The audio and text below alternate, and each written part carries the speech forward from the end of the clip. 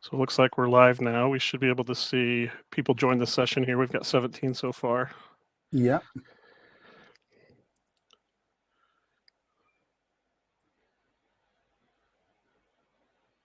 Welcome along, everybody. It's good to see you joining. We'll just give it just a few seconds here and let everyone join. We've still got quite a few joining the session from the last ones. Thanks for posting in the chat there where you're from. Sarah and JT and Divas and Breeze. It looks like we got a lot of folks from all over the place, all over the world here. So yeah, brilliant. It's good to see so many people joining. Seen Germany there, Grand Rapids, Michigan, Canada, brilliant. My brother went to UBC in Vancouver, so I'm familiar with Vancouver. A great place. Derbyshire in the UK as well, just down a little bit. I'm currently, although I'm from England, I'm actually in Scotland at the moment. I was doing another presentation earlier today. Great to see everybody joining.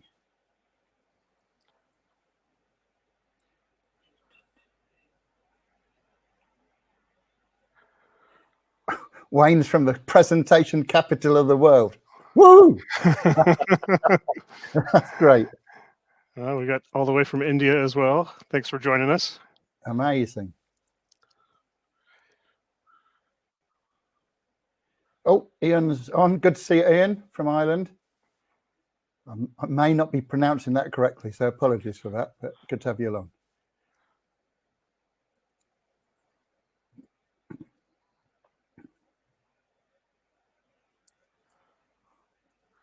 Well, great. I think we've got most of the folks here that have joined so far, so we'll go ahead and get started here.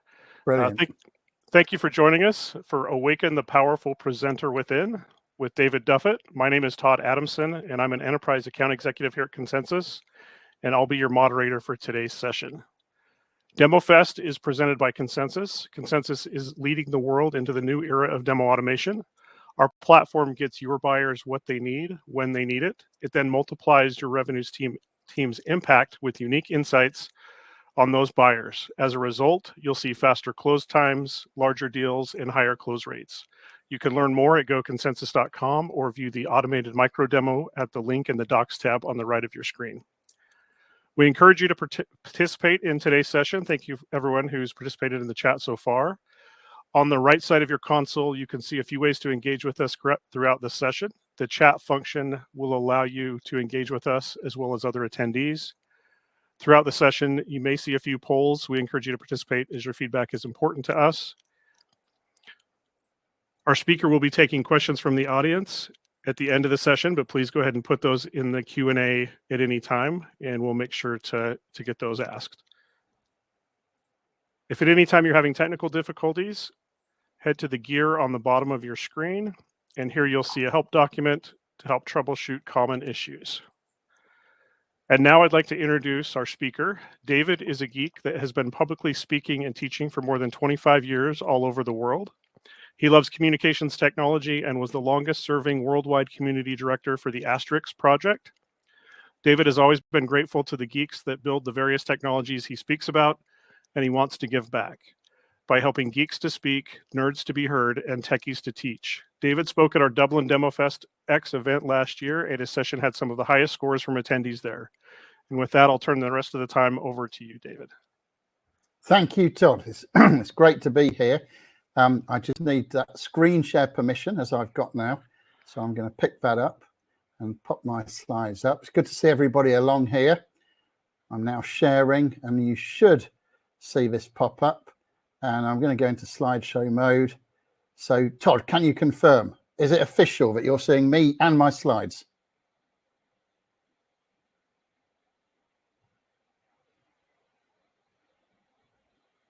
Is that a yes, Todd?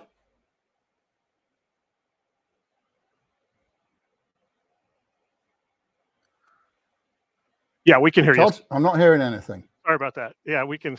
You've muted. What's going on, Todd? Are you there? I'm here. Good. Okay, so let me go and share my screen properly. Yep, sorry about that. We can see and hear you. Okay. All right. Okay. And have you got my slides and me? Yes. Uh-huh.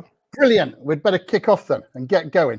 Well, thank you for coming along to this session, Awaken the Powerful Presenter Within. It is my belief that any technical person, in fact, any person with enough desire can be a great presenter. And I want to help you do that, to become a great communicator, improve where improvements can be made. So here's the agenda for our session. I'm going to ask what makes a powerful presenter.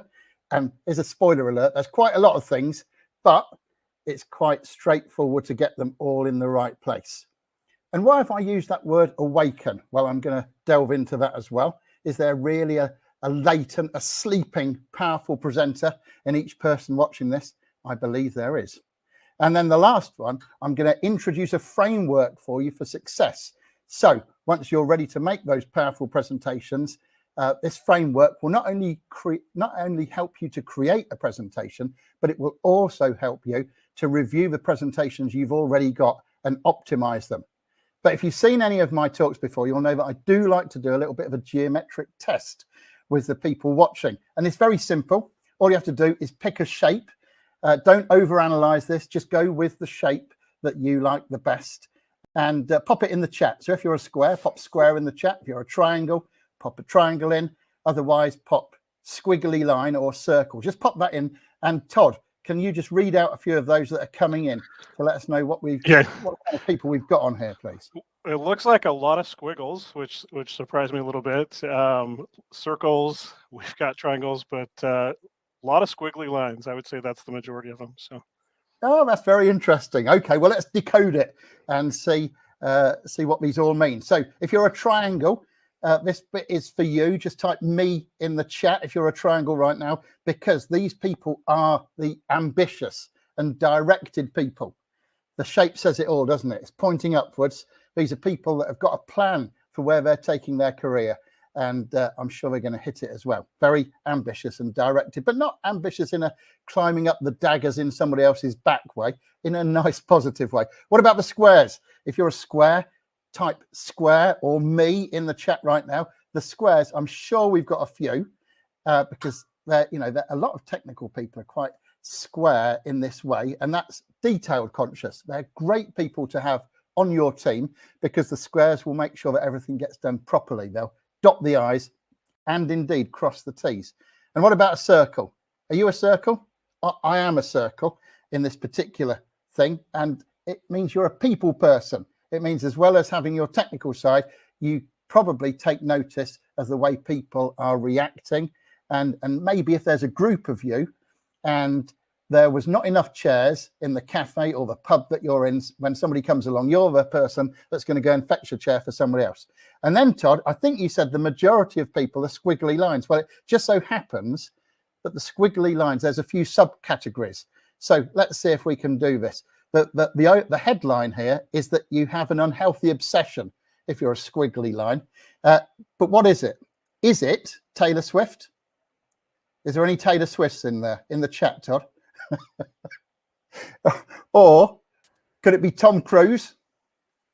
Most likely in this audience, I would imagine it's helping people get the right solutions. And there's nothing wrong with having an unhealthy obsession about that. That's a really good thing. Fortunately, this talk applies to everybody. So that's the good news. But why is this important? Why is it important? Why is it even a thing to talk about being good at presenting and having a relationship with other people in a communicative way? Well, let me just say this at the outset. When you're going geek to geek, when it's one technical person to another, it's not such an issue because there's a level of mutual respect and understanding where one geek can understand another geek and give them respect, and that's all good. However, there are a few other scenarios that crop up.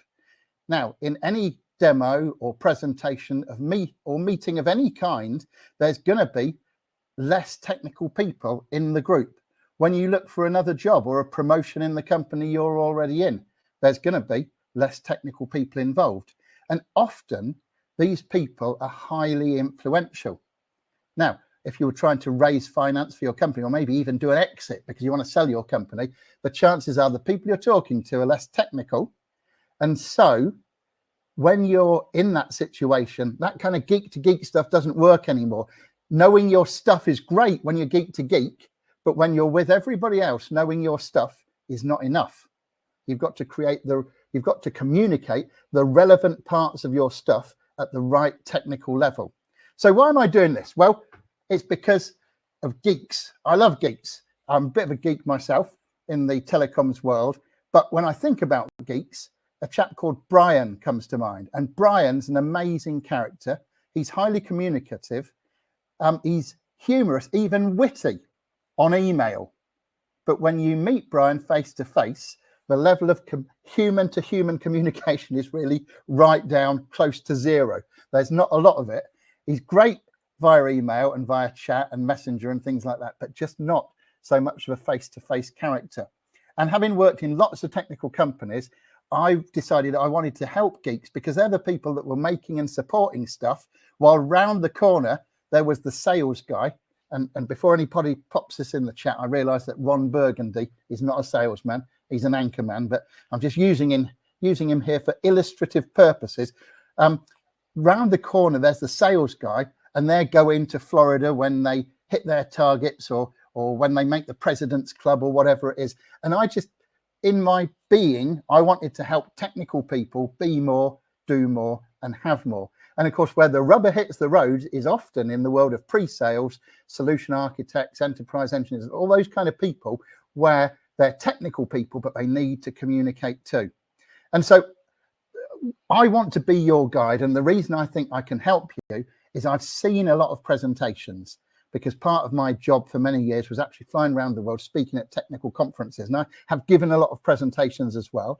And also as a conference organizer, of conferences of about 600 or 700 delegates and up to 70 speakers, I've chosen a lot of speakers as well. So just in general presentational terms, I've seen a lot of things out there, and I believe that's going to help me to help you.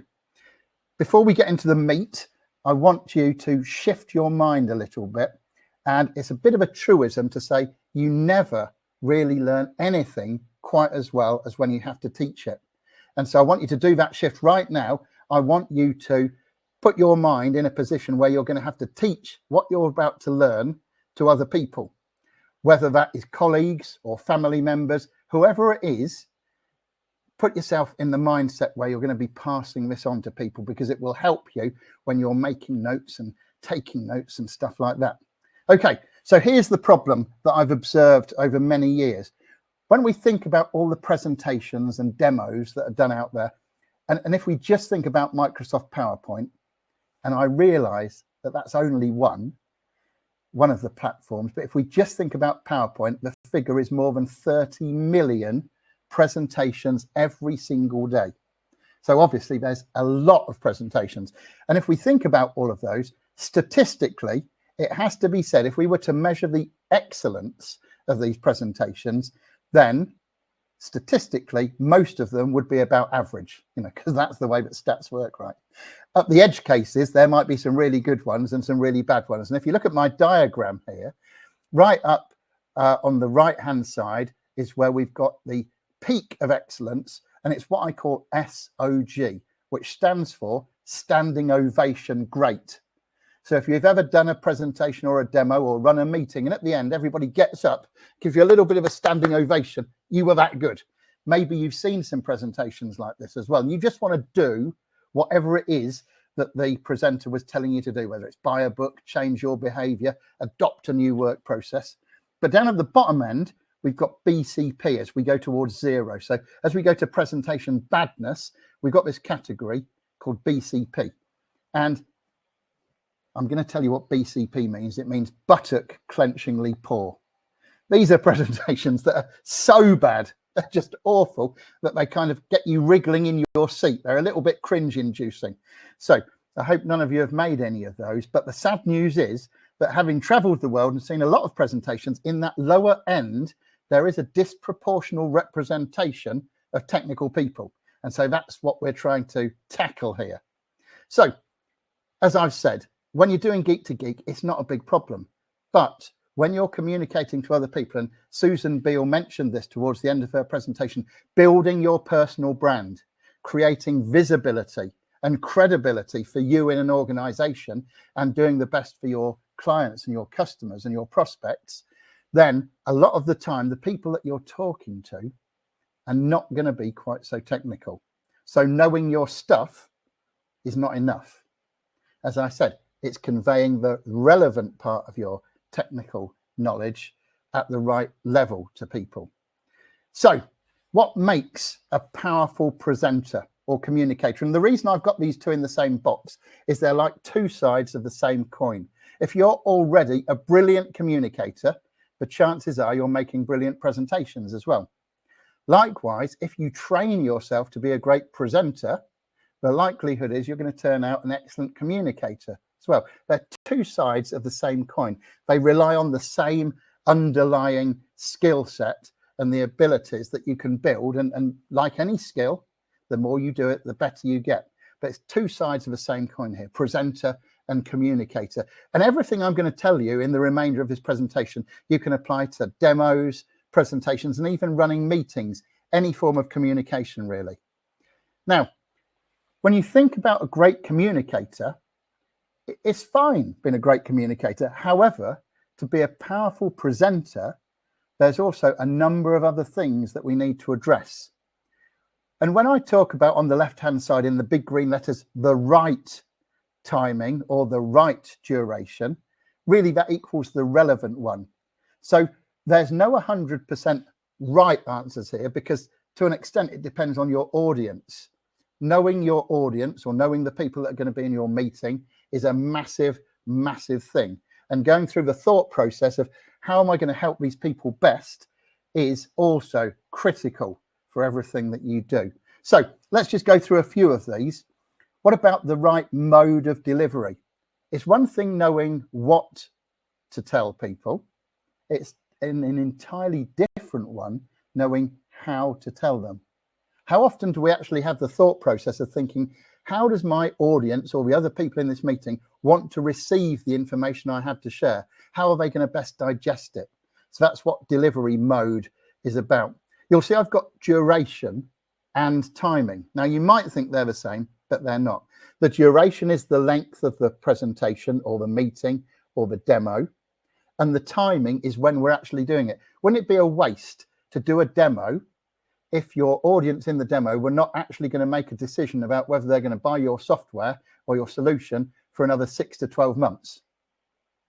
So I'm talking about the relevance of trying to catch exactly the right time to deliver a powerful presentation. Obviously, the content, the message is important, and so is the technical level. Now, I want to give you a quote in 3 parts from 3 different people. Do you recognize them? Down the right-hand side. Up the top, it's, well, actually, just tap it in. Do you know who that is at the top who said, people don't care how much you know until they know how much you care? And Todd, if you're seeing people tap in Theodore Roosevelt, then that would be the right answer. It was Teddy Roosevelt who said this. People don't care how much you know until they know how much you care. Do you know who the next guy is? The next one down. That is Zig Ziglar, motivational speaker from the good old US of A. Sadly passed away, but was based out of Dallas, Texas. He added about them. So people don't care how much you know until they know how much you care about them. You've got to be interested in the people that you're serving. You've got to communicate with them ahead of time, before you do the demo, before you run the meeting, before you make the presentation. And then I added this important part at the end. The way you show people how much you care is by what and how you share. So this totally short circuits the nasty business of dumping a load of technicalities on people. You've got to make a conscious decision about what you're going to share with people and, importantly, how you're going to share it. Okay, now, why did I use the word awaken? Well, this is my belief. Can you see the imbalance between the muscles on one side and the muscles on the other of this particular person? Here's my belief. My belief is that when technical people learn all the technicalities they need to learn for their job, when they're going to university or college, or when they're studying elsewhere, or when they're going through some kind of internship, the effort that they put into learning all the technical stuff means that they put less effort into their kind of person-to-person communication skills. So there's a bit of an imbalance. Now, it doesn't mean that they can't do it. It means that they're focused elsewhere. And so what I want to do is to put you in a position where things are balanced out. So instead of your technical excellence being diluted by perhaps the inability to communicate in the way that you want to, we're going to balance it out, and we're going to get you to be the unicorn. And the unicorn is somebody who's technically on it like a car bonnet, but also have the communication skills to be able to clearly, confidently, and engagingly communicate not only the information in their presentation, but to communicate their personal brand as well, that Susan Beale talked about just now towards the end of her presentation. So we're going to balance things out. You can be a powerful presenter, or if you're a great presenter already, an even better presenter if, number one, you have the right level of desire. You've got to want to do it. So frankly, if you're sitting here watching or sitting in this call, watching this presentation thinking, I don't want to be a better presenter or a better communicator, this is not the place for you. This is only for people that want to do it. And some people say to me, yeah, well, the whole reason why geeks become geeks is because they don't want to get out there in front of people. And that may be true. On the other hand, it may have been true back then when you were learning all of the technical information, and now you're a little bit further along in your career. Maybe you realize that you need to balance that out with more powerful communication skills. And so there has to be a level of desire. You also have to be prepared to learn new habits. That's important as well, because frankly, I'm just going to be very truthful. There's a lot of bad examples out there of people doing demos and presentations. And so if you're learning by observing those around you, it might be that they've never been taught to do this properly either. And so you could pick up some bad habits. So perhaps you need to unlearn certain things that aren't serving you well.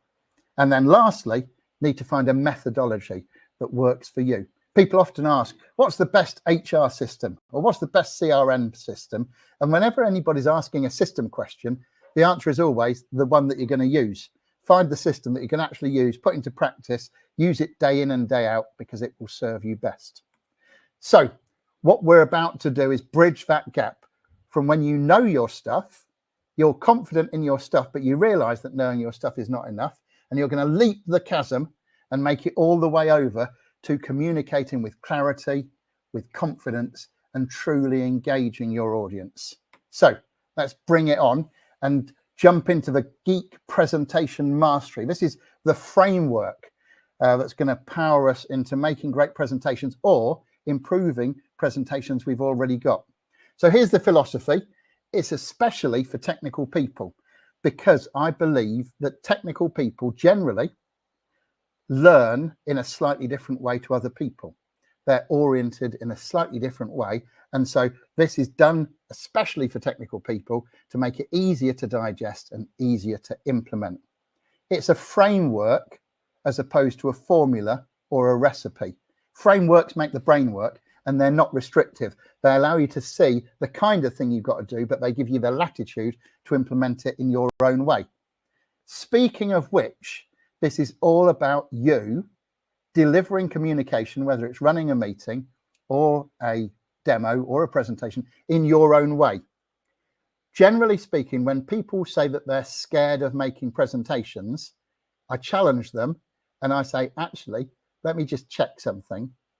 Is it really that you're scared of being ill prepared in front of a group of people? Is that more the thing?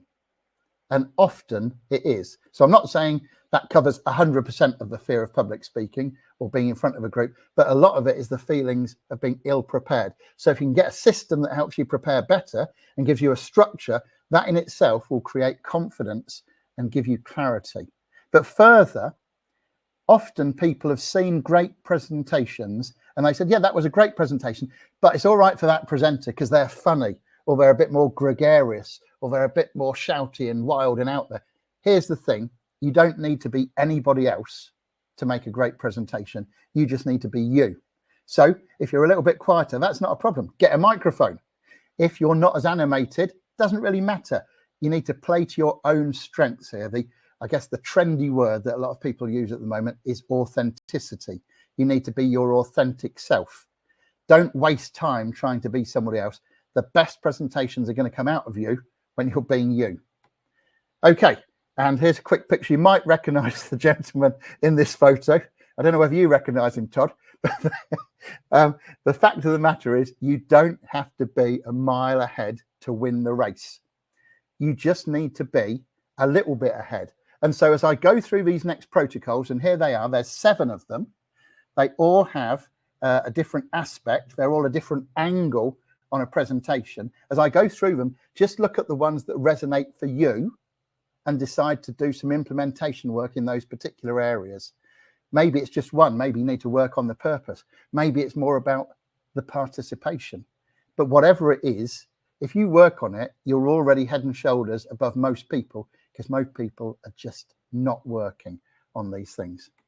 Okay, now if you're already making great presentations, as I said, you can use the 7 power presenting protocols as a lens against which to through which to look at your presentations in 7 different ways and decide whether they can be improved. So here's the first one. It's the purpose.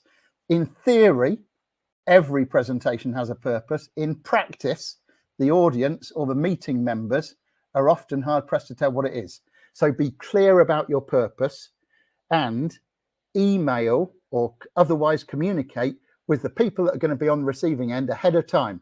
In fact, have a little agreement in place. This does not need to be a large document. This could be 2 or 3 lines on an email. Say, look, I'm coming to do a demo for you next week, or we're going to be on Zoom together for a demo next week. I was going to cover this, this, and this. How's that for you? And let them say, yeah, that's brilliant. That's exactly what we need. Or, well, actually, the first couple of bullet points you put, we already know all about that, but we'd like to focus on this. The whole idea is to marry up what you're going to deliver, what they want, and to make it line up together. If it was a Venn diagram, you want those circles to be massively overlapping. And if there's somebody that asked you to do the presentation, maybe it's the account executive, maybe it's your boss, whoever it is, maybe it's a meeting or a conference organizer. They're what I call the sponsor. They should be in the loop as well. So you, the presenter, or you, the meeting organizer, the person that asked you to do it, and the audience get in a little loop until everybody's on the same page. Then there's the plan. Do you know, some people go and create a demo or a presentation or concoct a meeting without ever thinking about how people take information in. Did you know the beginning and ending of any experience are always the most important parts? If you think about your most recent job, not the one you're doing now, but the one before, you'll remember the first day or 2 at that job. You'll remember your last day or 2 at that job. You won't necessarily remember all the days in between. It's called primacy and recency. Now, it's important to have those things in mind and to make sure that you do all of your best stuff, all of the most important information at the beginning and at the end. So here's a lesson that I'd like you to write down. Never finish a presentation with Q&A. It's a terrible thing to do. You're wasting the end of your presentation or your demo or even your meeting. This should be reserved for the call to action, the next steps, the key information, whatever it is you want people to take away and remember.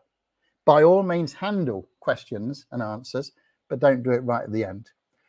And here's a little slide that just gives a rough guide. So when people are new to making presentations or demos, I recommend 10% of the time is given to the introduction, 10% to the end, and then 80% in the middle. And you can see there's a few acronyms. If you're wondering what those acronyms are, we just don't have time to go through them all individually. So get in touch with me afterwards, and I would be happy to elaborate on those for you.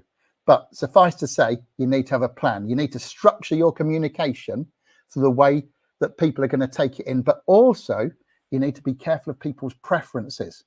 Now, I think we've got time for a quick example here. I want you to imagine that the good people of Consensus, as well as spending all of this money on DemoFest, and thank you, Consensus, for doing this. It's really good that you serve the pre-sales community in such a special way. But on top of that, let's just pretend they're going to send everybody who's on this particular session a free coffee machine.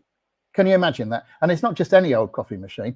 This is a really nice one. It's one of those bean to cup coffee machines that people rave about. You find them in hotels and in the office coffee house and that sort of thing. So let me ask you this. If you were given this brand new coffee machine, it arrived on your doorstep, and Todd, I need you to watch the chat for this, please. Are you going to, A, open the box very carefully, find the instruction manual and read it cover to cover before you do anything else? How many people are going to do that? If you're one of those people that reads the manual, and there's nothing wrong with this, there's no right answers here. If you're one of those people that would like to read the manual first, just write manual or input into the chat now. And Todd, I'd like you to tell me if there's people doing that. So we've got a few answers here. Matt Lauer would not read the manual. Bunny would. Cliff would read the manual only if it's from IKEA. And Harry said he doesn't drink coffee, so he'd give the machine away. So. Fair enough. So there are some people that would read the manual, but it sounds to me like the weight of people are going to rip it out of the packaging, plug it in and start playing with it without getting anywhere near the manual. They're what I call the action-orientated people. And generally, we don't really want to make a lot of sweeping assumptions, but generally speaking, technical people are more prone to want to get on with it and play with it and do the action. But is there anybody on the call today that when the coffee machine arrived would just sit back for a moment and contemplate the relationship that they had with previous coffee machines and think about what they want to get out of the relationship with this new coffee machine?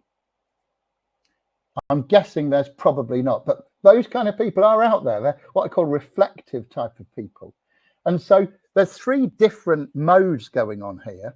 But let me just to illustrate this, let's imagine that you're putting a demo together and maybe you don't even have this thought process, but let's pretend you do. You think, right, I learn best by doing. I love getting on with things and actually playing with systems.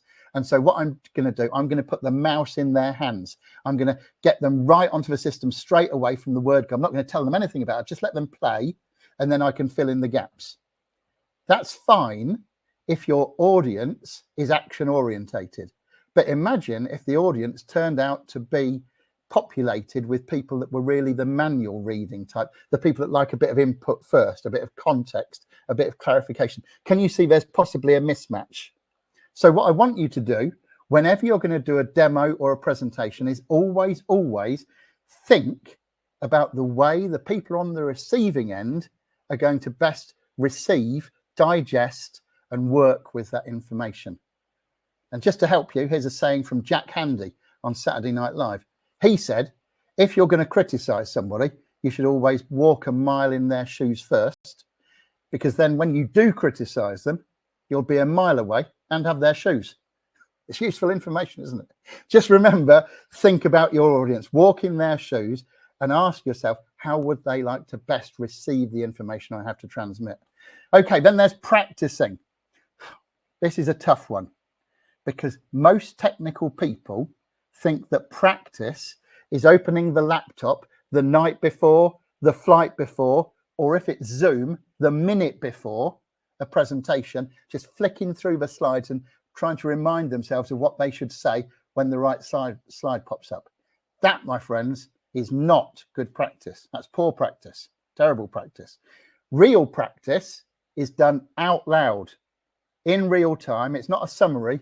You actually talk the presentation or the demo, or even practice the points for a meeting out loud. Now, bearing in mind that I was just telling you only a moment ago that the beginning and the ending of anything are always more important, doesn't it stand to reason that you should really practice the beginning and the ending of your demo, your presentation, or even your meeting, the introduction to the meeting and the action points at the end, even more than the rest. But you do need to do the whole thing as well, because the whole thing is going to give you loads of great information. In fact, Todd, can you have a quick look in the chat? I'd like people to tap in. What advantages does practicing out loud give you? When you practice something all the way through, how does that help you? Because it does help you big time. There's a couple of answers that I'm looking for. So I've got Claudia says confidence. Tiffany says I practice so much my dogs know my product really well, which is awesome. Bang on, Claudia and Tiffany. Time management, perfect Yes, practice makes perfect let me muscle just stop memory. you there for a minute, Todd. Thank you. Yes, timing is a very important one, because you honor people when you finish on time or within time. You frustrate people when you go over time. And so knowing the duration is something that you're going to get from practicing out loud. Sorry, Todd, carry on. Let's see. So smoothness of presentation, intonation, inflection. They're coming in here quick, so I'm trying timing. Yeah. Well, in that case, that's good enough. Thank you, everybody. You're quite right. You're covering the other point I wanted to make, and that is the way you deliver things, because something that sounds great in your head could sound very clunky and difficult when you say it out loud. Either you're going to stumble over it, or maybe you can actually project it really well, but it just doesn't click and doesn't land with the audience as well as you thought it would. So when you practice these things out loud, you get all of that information. Who are you going to practice to, and when are you going to practice? Well, let me tell you, the when is as soon as you possibly can. The minute you start getting some ideas, start talking them out loud. The who to is all about doing it to real people out loud, ideally supportive colleagues who understand the content, so that they can give you some feedback on both the style and the content. If not, you've probably got friends or family members, or a dog in Tiffany's case, that would sit through this and could, I don't know how the dog's going to give feedback, maybe by nodding, wagging its head or something. I'm not sure, but you can get some feedback from family members and friends. And if not, then what about getting your phone out and speaking into your voice recorder or your video recorder or your mirror or whatever? Simple fact of the matter is, the more you practice, the better you get. Here's my son. When he was 10, he wanted to learn guitar. And so we got him a horrible Fender Strat copy and a very cheap amp that he hung on his belt. And we said to him, here's a teach yourself guitar book. If you can get a tune out of it, we will pay for you to have proper guitar lessons. And he went from, and he did that. And so we did our end of the bargain. And he went from that self-conscious youth on the left-hand side, who's looking a little bit hot and sweaty in the local pub, all the way through to owning the stage. It's a bit of a proud dad moment, because now he plays Glastonbury in the UK. He's also played South by Southwest Festival in Texas a couple of times as well. And you can see the transition. So listen, if you want to get good at demos, presentations, running meetings, lean into it, run forwards and seek all the opportunities you can. Then there's participation. Nobody likes having things done to them or at them. They much prefer having things done with them. And so involvement is key. In fact, this is a write it down moment. Involvement equals commitment. The more you can involve people, the more they're going to be committed to the outcomes that are just good for everybody. So think about how you're going to involve people. In fact, I've got a bit of a meta thing going on here. I want some participation from you now, and tell me how you can involve people in your demos, in your presentations, in your meetings. And Todd will read a few out, please. So the first one comes from Claudia. She says polls. Bang on, Claudia. Claudia's very active today, and it's good to have you along, Claudia. Pleased to have you in the room. Tiffany says choose your own adventure. Yeah, brilliant. So taking directions from the people there, how you want to steer the presentation or demo. Love it. Yeah.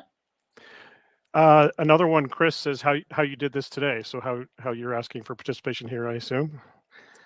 Yeah, absolutely. And by the way, it's even more important when you're on Zoom to get people interacting a bit, because you know there's a high sort of boredom threshold with Zoom. People get a little bit tired of seeing the little postage stamp person where they can't read the facial expressions properly. And so the more interaction you can do, the better. Don't overdo it. Don't over milk it, because you could get fatigue in the audience, but you do need to build in some participation. Time for a couple more, Todd. JT, Megan, and Rodrigo all had a similar thought of using their name and calling people out personally to involve them. JT, Rodrigo, you're exactly right. Bang on the money. Any others? Let's see. Sarah says, I like to ask them how they would use the product in their workflow. Yeah, great. So looking for some relevant information there. There's all sorts of brilliant ones. Questions, asking your audience questions is just one. There's a great book out there, quite an old book now, called Questions Are the Answer. Showing of hands, you know, how many people do this, or when did you last do that? Storytelling. Now listen, The power of storytelling is all about the fact that your people in your audience will actually draw their own conclusions. And anything that somebody tells themselves is so much more important and believable than anything the presenter says. So if you tell a story and people draw their own conclusions, it's going to be much more important to them. So if you engineer a story where they draw the conclusions that you want them to draw, you're going to be really cooking on gas. Sharing experiences, taking part in demos, expert contributions. Fred, I know you've had a lot of experience in this particular area of the workflow. Could you just tell us a little bit more about it? Group discussions, breakout sessions, surveys, bit of gamification as well, quizzes and case studies. All of these are important things to consider, not necessarily to go with, but I would suggest to you that spending 5 to 10 minutes before every demo, every presentation, and just writing down a brainstorm list of how can I involve people in this meeting, in this demo, in this presentation, just write down the ideas, is going to be time very, very well spent. Okay, then there's performance. Here's what we don't want. We don't want people looking as if they're not very excited about being in your demo, your meeting, or your presentation. And let me tell you, attitudes are infectious. And so you need to make sure that you're enthusiastic if you want to get a reaction like this. And I know it's hard to see because it's a small picture, but that's a room full of German software engineers from Dusseldorf who all involve themselves in the lean methodology. The meeting is called Lean Dus, and it's on a weekday evening. And that is an enthusiastic crowd of people there that I was privileged to talk to a year or two ago. They all looked happy to be there, apart from that one guy in the front row. I don't know whether you can see him, but there's one guy like covering his face. I don't know why that was, whether he told his significant other that he was somewhere else. I don't know.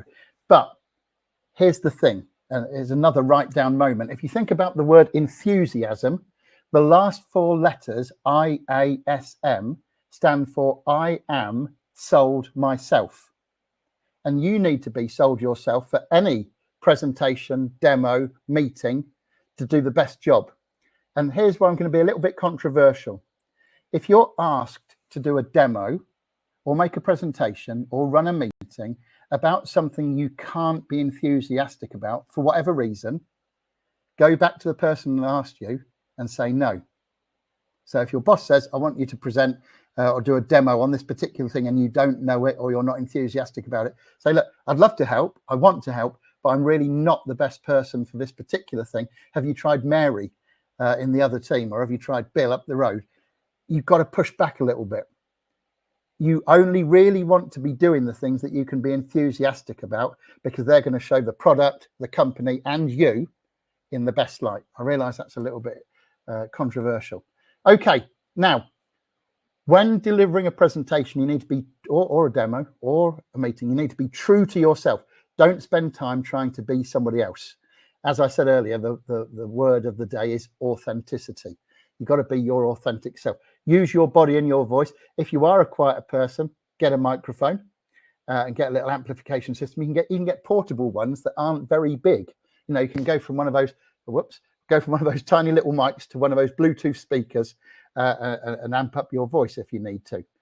You can use the pitch of your voice. If you get higher, that's more exciting. If you get lower, it's more reassuring, giving key information that's good for everybody. And you can match that with slowing down in the pace as well. Pauses are amazing because one of the great jobs pauses do is they allow people to digest all of that information that came just before the pause.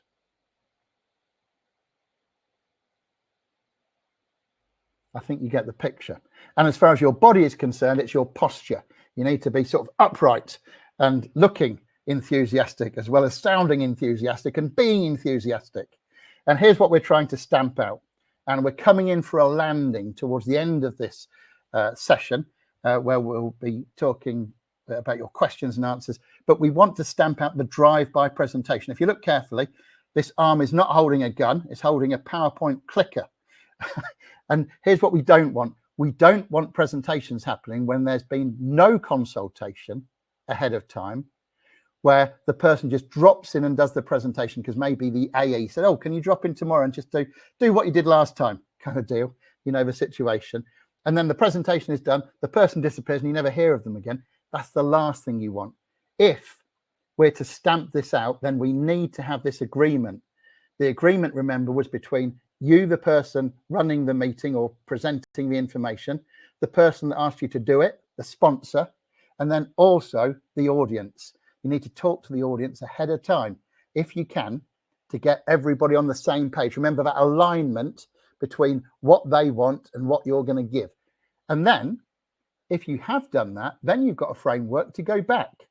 And you can look at that agreement and say, did we achieve what we needed to achieve in that presentation, demo, meeting? Not only at the narrow end of the market about the individual demo to familiarize people with this particular software to see if it's useful for them, but also at the macro level, that greater business level, that, yeah, have we actually moved those two workflows into one now and achieved the efficiencies we were looking for? So we need to make sure that objectives have been achieved, not only within the presentation or demo, but at that higher level as well. And having that document to go back to is going to show you what to do next.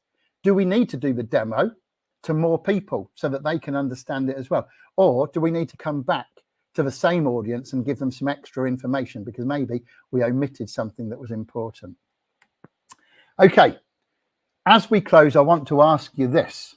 Have you ever seen this kind of screen, this picture that says buffering? You probably have. And let me ask you further, what does it mean? Can you monitor the chat, Todd, and see what people are putting in? What does it mean when you see this buffering screen, when you're on YouTube, Vimeo, Rumble, BitChute, brand YouTube, whatever? What are people saying, Todd? So Leanna says it means I'm annoyed. JT, Ian, bad connection. The anticipation is building for someone, Yeah. for Matt. It's Well, 2005. Yeah, that's a positive way to look at it. The blue screen of death. Check your Yeah. Wi-Fi. All right, that's great. Thank you. Yes, you're on the money. It's a bad connection. Now, we don't really know whether it's your own Wi-Fi, the underlying network. Could be a problem with the server at the far end, but there's a bad connection. Can you imagine trying to do a demo, a presentation, or a meeting without making the connection with your audience? Can you imagine trying to communicate with them without establishing the bandwidth so you've got a great connection? Now, a lot of people do that. They don't work on establishing the connection. And if you don't work on the connection, the bandwidth, imagine how difficult it is for the message to get through to your audience. And just as importantly, imagine how difficult it is to actually read what's coming back from the audience in terms of, are they skeptical about what you're saying? Does it look as if they disagree? Does it look as if maybe they don't understand what you're saying? If you haven't opened up that bandwidth, if you haven't made that connection, it's going to make your job a lot tougher. And let me tell you the name of that connection. It's rapport. The name of your connection with your audience, with your meeting members, with your demo receivers, is the name of that connection is rapport. So you must work really hard to have a rapport with those people, and you can start it before you ever meet them. Let's just look at those 7 power presenting protocols again. If you establish the purpose by talking to your audience and the sponsor and agreeing the purpose ahead of time, if you put a plan together to cement things into people's memories and to make use of their attention spans, and then you consider their preferences, you practice out loud with them in mind, and then you involve them in your demo, your meeting, your presentation, it's going to be a real winner for you. But look what happens if you make sure that you give your best in the performance in terms of use of your voice and your body, and you work post-event. Look what happens down the middle. The glue that holds everything together is rapport. And if you follow these 7 power presenting protocols, you have built rapport in on the whole journey. The fact that you got in touch with these people ahead of your demo or presentation means that you opened up that channel. You started establishing the bandwidth, and every step of the way you broadened it by considering their preferences, by practicing with them in mind, by thinking about how you're going to involve them. All of that made a massive connection, and so you truly will awaken the powerful presenter within. Now, before we finish, we've got time for just maybe 2 or 3 minutes worth of questions. So Todd, if you want to open it up and call out any questions you've seen, I would be happy to deal with them. Yeah, so please, if you have a question, leave it here in the chat, or you can use the Q&A, but we'd love to take some questions here from the audience at this time.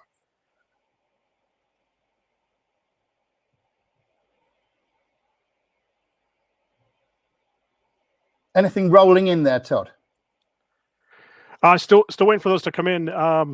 One thing I've had on my mind, there's a kind of a common theme out there today. Explain it to me like I'm 5.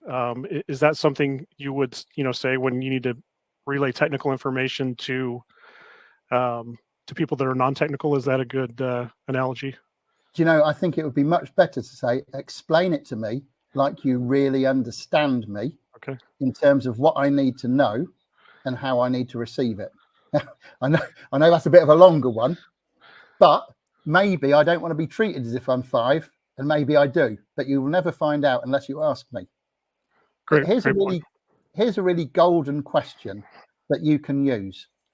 You can get in touch with the people that you're going to do the demo to, or the people that you're going to meet with, or the people that are going to receive your presentation. You can say, look, I'm coming next Tuesday to do this demo for you. I want to prepare and make sure I do the absolute best job that I can for you. Last time you had an absolutely knock it out of the park, home run presentation or demo. Who did that for you? And they'll tell you. And you say, but what made it so great? And they might say, well, the guy put the mouse in our hands from the word go, because we all like playing with it. Or they might say, what really did it for us was the structure of the demo, because it was clearly explained the steps we were going to go through and why we were going to look at the software in this way. Get to know your audience. We've all heard of know your customer. Well, know your audience or know your meeting members, and explain it in the way that's going to suit them best. And be aware, of course, that there might be variations. You might have different learning styles or different styles of receiving information. And when you don't know, you can cater by doing a few different modes and means. Okay, did anything roll in yet, Todd, or are we all done? So we've got one here from Joe that's been voted on by a couple of folks. How might you handle an audience that is not very sophisticated and they need to learn basic concepts during the demo? That's a great question. And there is the power of the appropriate analogy. Now, we didn't have time to go through the proof acronym. I talk about giving your audience proof. But in proof, P and R mean primacy and recency, the beginning and the end. But the F means familiarity.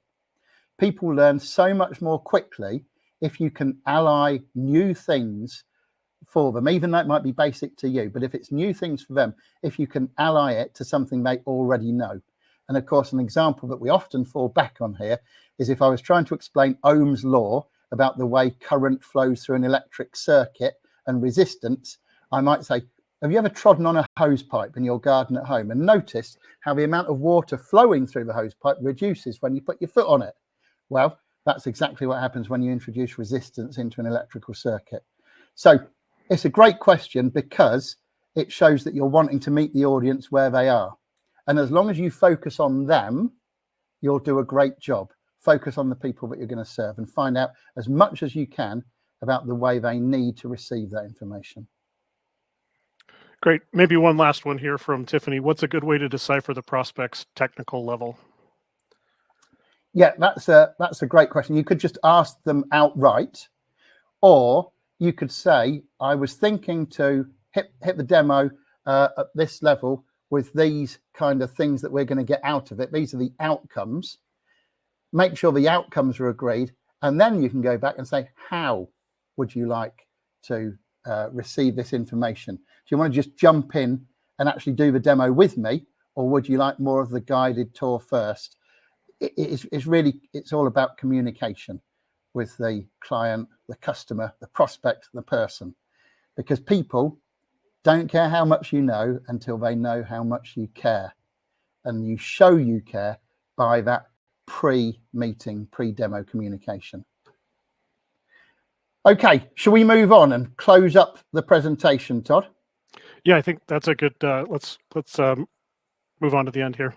Yeah, if people want to get in touch afterwards with any questions, I'm sorry we've run out of time for questions here, but if you want to get in touch, I'm happy to answer them. Let's just jump on. and go through those key points at the end. So you really do, all of you watching this, you really do have powerful presenter potential, just needs to be unlocked. And the key to it is desire, and then having the right tools, techniques, the golden nuggets of information to work with. The current level of presentations and demos are out there. I'm guessing that the subset of people who are in here for Demo Fest are probably at that higher end. But generally speaking, there's definitely room for you to stand out by being better so you can truly engage with your audience and seize those opportunities. If they don't exist, create them. Say to your boss, have you noticed this problem where teams A and B don't really understand each other? If your boss says, no, I don't know what you're talking about, go and get a cup of coffee and leave things. But if your boss says, yes, it's been like that for years, then you can say, well, I was thinking of doing a lunchtime lecture about this very thing. If you get some pizzas in, let me deliver a short presentation that will clarify things for everybody. You'll help oil the wheels of your company. And of course, it will show you in a good light as well. This is all about achieving the level of success that your technical skills really deserve. Okay, what next steps can you do? Well, get out there, lean into it, and start doing more presentations. Start summoning up the level of enthusiasm you need to be really sold yourself on things. And the more you do it, the better you'll get. So look for all of those opportunities. And it would be remiss of me to complete this session without telling you that full training and coaching packages are available. There's an individual workshop on each of the 7 power presenting protocols where we can go into more depth. And can you imagine what it's like to have your own power presenting strategy, your personal presentation strategy based on those 7, so that when you go to do a demo or a presentation, you already have a framework that brings out the best in you and maximizes it for the audience that you're going to see. Well, listen, it's been an absolute pleasure talking to you about how you've got a powerful presenter, a sleeping powerful presenter perhaps, that can be awakened. Maybe you've already got a good one and you want to tune them up, optimize them even more. It's also been a pleasure explaining those 7 power presenting protocols for you and going into some of the details of them. But, my friends, the real pleasure will come when you implement those protocols and then rightly receive all of the rewards of being a geek that can speak. Thank you very much. And then, David, can you stop sharing and I'll have a couple slides here to close it out? Can. Yeah, I've stopped sharing right there. Okay.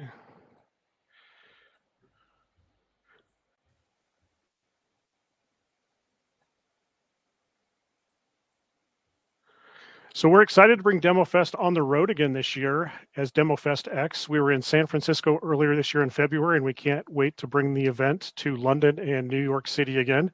You can register to join us at either of these events at demofest.com or at the link in the Docs tab on the right of your screen.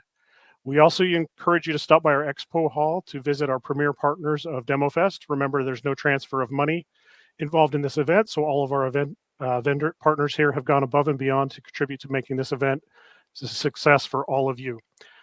Thank you all for joining us for this session, and thank you to David for that valuable insight and knowledge. Up on the screen are the upcoming sessions. You'll automatically be pushed to the next session in your track, and you can switch tracks or sessions by toggling at the agenda tab at the top left, and we'll see you soon. Thank you, everyone, and the only other reminder would be there's a survey there. If you could fill that out there in the chat panel, we'd appreciate it. Thank you. Yeah, thank you, Tom. Thank you to everybody for coming along. Please do fill out the survey, and also under the docs, you'll find various links, including a link for getting the slides and a link to my website as well. Thank you, Todd, and thank you, everybody.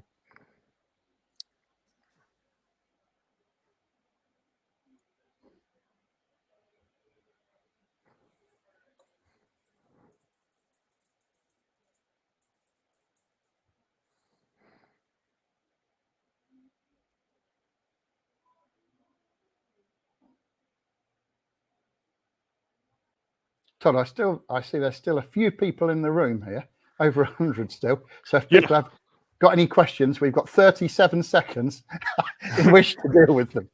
rapid fire questions. Let's see, from the Q&A, do you ever ask for presentation feedback from your audience afterwards? Maybe that's a quick one we could take. That's a brilliant thing to do. Yeah, for sure. As long as it's done in an honest and open way, and wanting their sincere feedback and not just like a pat on the back for you.